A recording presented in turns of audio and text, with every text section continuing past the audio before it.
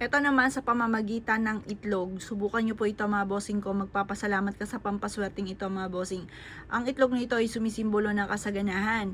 Ito pa pwede ka mag-wish sa kanya mga boss, may kakayahan siya na tumatayo siya ng matagal, kagaya niyan, o tumayo siya ng matagal.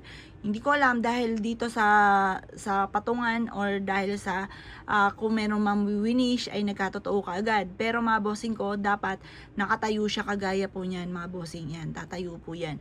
Ngayon pa mga bossing ko, basta itry nyo siyang tumayo. Halimbawa, magtatanong ka sa kanya. Halimbawa, sabi nyo po, yayaman ba ako? Ito, sample lang ha mga bossing ko, dahil siguro dito sa tela, kaya mabilis siyang tumayo mga boss. Yayaman ba ako? Kapag tumayo mga bossing ko, ibig sabihin, oo.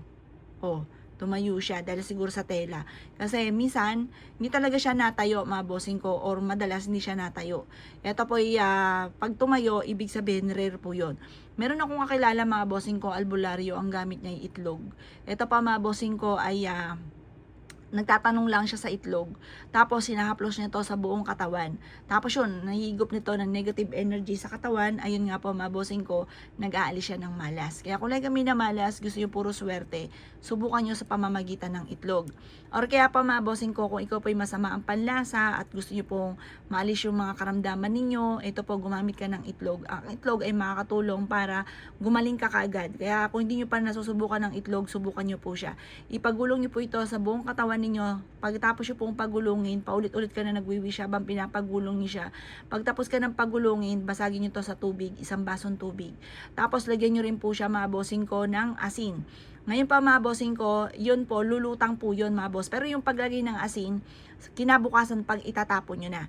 Pero kung hindi nyo pa siya itatapon, yun nga po, unang basag, hayaan nyo na, ipakita muna kung ano po yung mga negatibo na nahigop ng itlog. Totoo po yan mga bossing ko, kasi ako pag masama yung panlasa ko, gumagamit ako ng itlog at nawawala rin kaagad yung sama ng panlasa. Bukod sa pagpapacheck up ha mga bossing ko ha, kasi kailangan check up talaga numero 1, kailangan magpa-check up ka.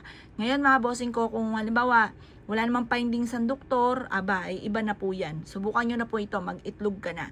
Makakatulong po ito para ikaw po ay maalis ko na yung negative energy na kumapit sa inyong katawan. Isa rin po ito sa subok na mga bossing. Tapos, ilagay nyo lang ito sa ilalim ng inyong higaan or sa gilid ng inyong higaan. Tapos kinabukasan, lagyan ng asin. Tapos itapon nyo na mga bossing ko sa gripo.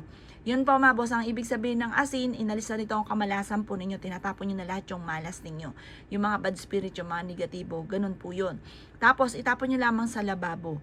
Yan po mga bossing ko ay magdudulot sa inyo ng swerte. Tapos yung pinagbalatan nito, pag magpiprito ka, huwag nyo itatapon. Durugin nyo po siya. At yun po ay pwedeng, halimbawa, bumili ka ng nyug. Tapos yung nyug, ipagulong nyo yung dinurog nyo ng itlog. Tapos pagulungin nyo po yun sa may main door po ninyo. Makakatulong po yun para malis sa mga kamalasan sa tahanan. Kasi minsan nadadali lang tayo ng kamalasan, may mga nakakapasok ng mga negatibo, kaya parang sunod-sunod ang mga pagsubok. Kaya kung ikay nakakaranas na ganyan, subukan nyo po ito. Makakatulong po ito para malis ko naman yung negatibo sa inyong tahanan at sa inyong pong katawan. O paano mga boss, good luck pa sa inyo po lahat.